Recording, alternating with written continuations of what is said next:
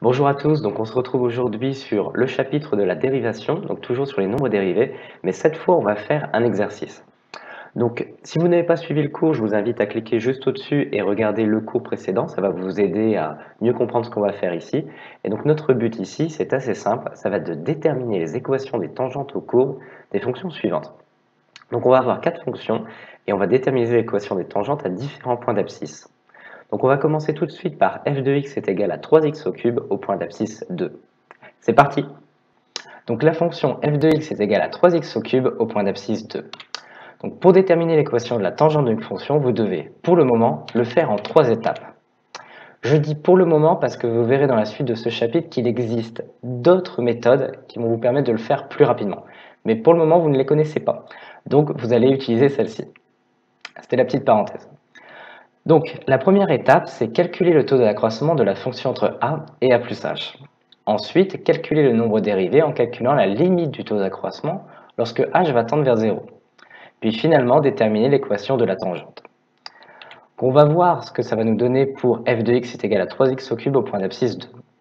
Donc la formule du taux d'accroissement, f de a plus h moins f de a sur h, vous devez la savoir par cœur. Et on va l'appliquer au point d'abscisse a égale 2, donc 2 ici, donc notre a là, il va être égal à 2. Et il suffit de remplacer, ce qui va nous donner f de 2 plus h, moins f de 2, le tout sur h. On va calculer d'abord f de 2, puis f de 2 plus h, et enfin on va calculer le taux d'accroissement.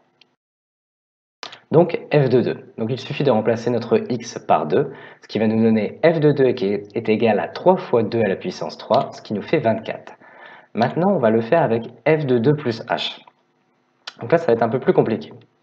Donc on va remplacer x par 2 plus h, ce qui nous donne ceci. 3 fois 2 plus h, le tout au cube.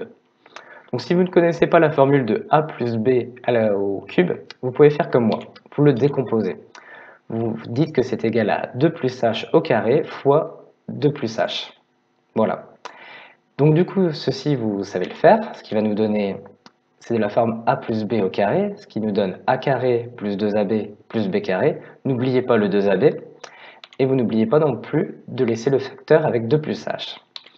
On va continuer, du coup ça nous donne 4 plus 4h plus h carré, facteur de 2 plus h et fois 3.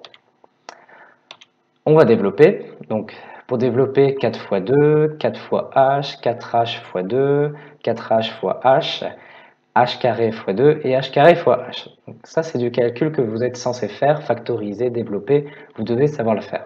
Donc je ne détaille pas plus que ça. On simplifie encore un peu et on obtient f de 2 plus h est égal à 3h au cube plus 18h carré plus 36h plus 24. Ce qui nous donne au final pour f de 2 plus h moins f de 2, 3h au cube plus 18h carré plus 36h plus 24 moins 24. Et voilà ce que ça va nous donner. Maintenant, on peut calculer le taux d'accroissement. Donc f de 2 plus h moins f de 2, le tout sur h. On obtient ceci. Donc là, si vous avez l'habitude de voir des fractions ou de faire des taux d'accroissement, vous voyez qu'il y a h ici, h ici, h ici et h ici. Il y a de grandes chances qu'on puisse simplifier. Pour simplifier, il suffit de mettre en facteur, puis après de simplifier. On va le faire de cette manière. On met h en facteur. Je vois bien que si je développe, je vais obtenir la même chose. Je fais h fois 3h carré, j'obtiens bien 3h à la puissance 3. h fois 18h, j'obtiens bien 18h carré, etc. h fois 36, 36h. Donc là, ma factorisation est bonne. Je peux donc simplifier les h ici et ici. Ce qui fait que mon taux d'accroissement est égal à 3h carré plus 18h plus 36. Donc on vient de calculer le taux d'accroissement de la fonction f entre 2 et 2 plus h. Et ça, c'est égal à 3h carré plus 18h plus 36.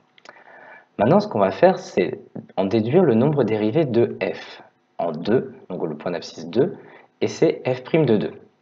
Que je vous fais un petit rappel, f' de a est égal à la limite quand h tend vers 0 de f de a plus h moins f de a sur h. Donc ça, c'est bien notre taux d'accroissement.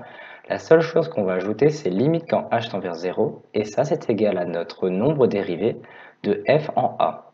Et donc maintenant, on va appliquer. Donc f' de 2 est égal à limite quand h tend vers 0 de 3h carré plus 18h plus 36. Donc ça, c'est bien notre taux d'accroissement.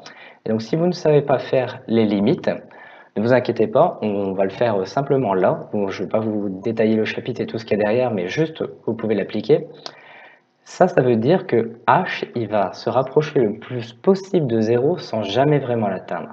Et quand on fait une limite de ceci, on peut presque dire, je mets un petit bémol mais ce sera important pour la suite, que h peut être remplacé par 0. Et du coup là ça nous donne 0 au carré, on va dire 0, fois 3, 0, 18 fois 0, 0. Donc en fait il va nous rester juste le 36. Donc attention, c'est une très grande simplification des limites, c'est beaucoup plus complexe que ça. Mais pour le moment, vous pouvez le faire comme ceci. Donc maintenant, on va déterminer l'équation de la tangente t en a, vu qu'on a notre f' de 2. Et ça, je vous rappelle encore la formule, y est égal à f' de a, facteur de x moins a plus f de a. Et donc, il suffit de remplacer. Donc f' de a, nous, ce sera f' de 2, facteur de x moins 2 plus f de 2, tout simplement. Ce qui va nous donner 36, on remplace, facteur de x moins 2, on ne remplace pas le x doit rester, plus 24.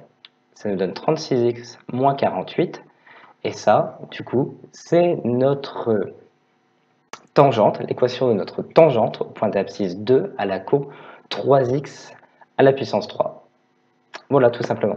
Donc si vous voulez, graphiquement, vous pouvez tracer la courbe 3x à la puissance 3 et vous pouvez tracer cette fonction aussi. Donc vous pouvez le faire avec votre calculatrice ou si vous êtes vraiment motivé, vous le faites voilà, sur papier. Donc on vient de faire le premier exemple sur les nombres dérivés. Donc n'hésitez pas à le refaire de votre côté si tout n'est pas clair. Vous devez obtenir normalement le même résultat que moi, surtout que ce n'est pas une fonction qui est difficile. Donc n'hésitez pas à le refaire jusqu'à temps d'obtenir le même résultat. Je vous mets juste au-dessus la vidéo suivante. Donc on va faire encore un autre exemple toujours sur les nombres dérivés. N'hésitez pas à mettre un commentaire aussi si vous le souhaitez. Et puis je vous dis à bientôt pour les prochaines vidéos. Allez, ciao!